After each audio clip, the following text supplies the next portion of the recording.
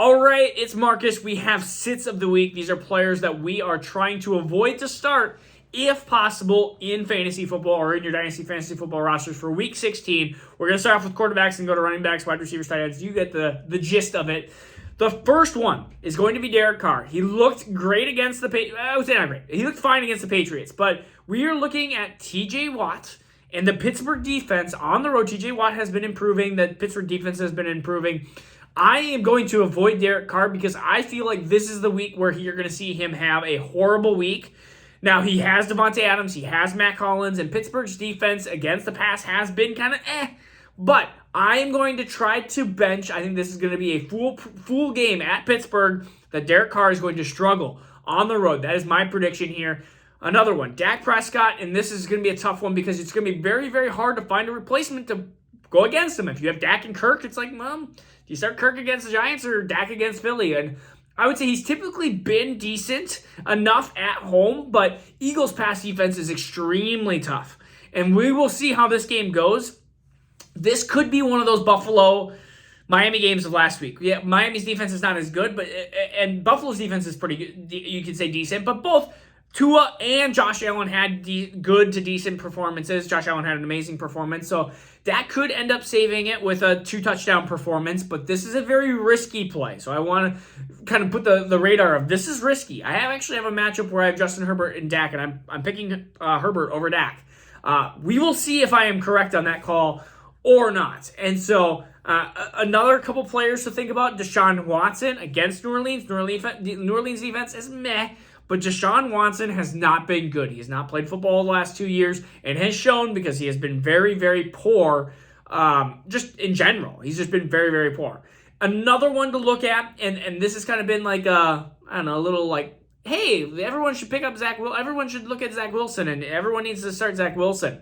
And I'm hoping to get this video up before Thursday starts because, of course, Thursday is going to be against the Jacksonville, and we're recording this on Wednesday. So I am going to be sitting Zach Wilson. I think that he is going to be a sit of the week. I don't trust him. I think Garrett Wilson will be fine. I don't really think there's any other players to really mention on the team, honestly. Zonovan Knight's been okay, but he's been banged up. So, honestly, players that I'm trying to just avoid, even though the Jaguars have been poor against the pass, I'm not starting it with Zach Wilson. Not on the playoffs. Come on. It's playoffs, week 2. You got to have a better option. Brian Robinson and Antonio Gibson against San Francisco. That's all I got to talk about. San Francisco's amazing defense. They are just shutting down everybody. I am benching as many Commanders. I almost said Redskins. As many Commanders as I possibly can. And another one, this is kind of like be very, very careful because Cordell Patterson is somebody I'm benching, but Tyler Algier is somebody that you might have just picked off of waivers. This is going to be a tough week. Baltimore is a good defense. They just stopped Nick Chubb and Kareem Hunt, and Tyler Algier and Cordell Patterson are not Nick Chubb and Kareem Hunt, so be very cautious with those players. Also, Deontay Foreman and Chuba Hubbard. Detroit has been a very different rush defense the last month and a half, and that's been against Dalvin Cook. It's been against better running backs than Deontay Foreman and Chuba Hubbard. I am going to be trying to stay away as much as possible with those running backs. All right, let's get to the wide receivers here.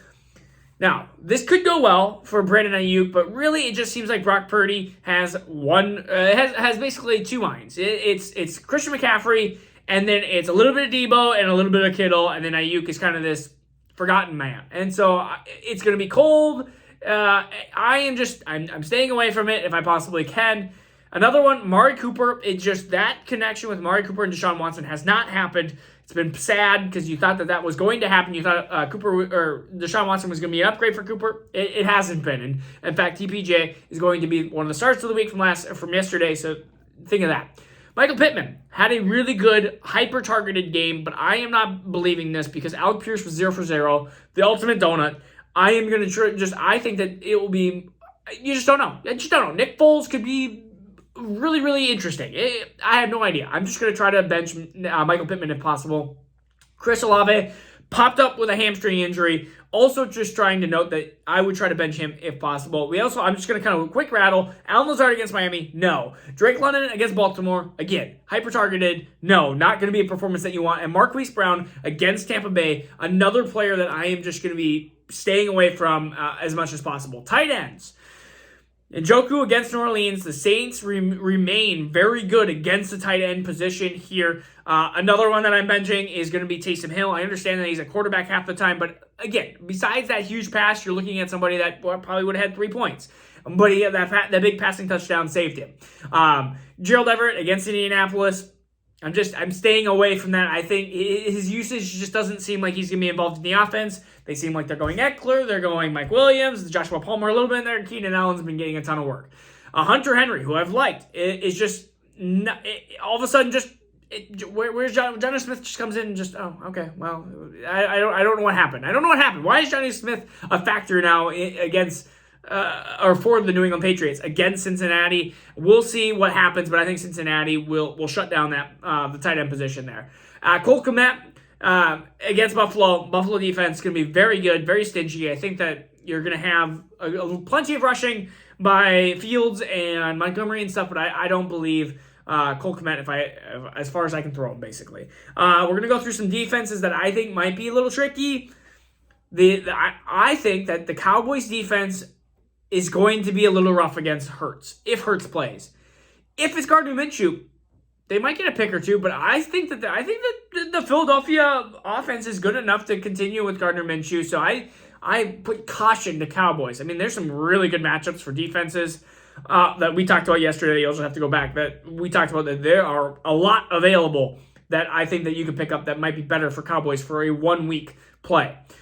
Jets against Jacksonville, not against a red-hot Trevor Lawrence. We are staying away from that as possible. Patriots against Joey B. I'm staying away from that. Joe Burrow has been amazing the last few weeks, and I understand that they had a rough first half, but they figured it out, and so I'm staying away from that. And then look at Vikings against the Giants. They had almost 2 touchdowns, but I am trying to stay away from that as much as possible as well. All right? Well, I'm going to go back and shovel some snow and enjoy the -30 wind chill. Peace out. Take care. We'll see you guys soon.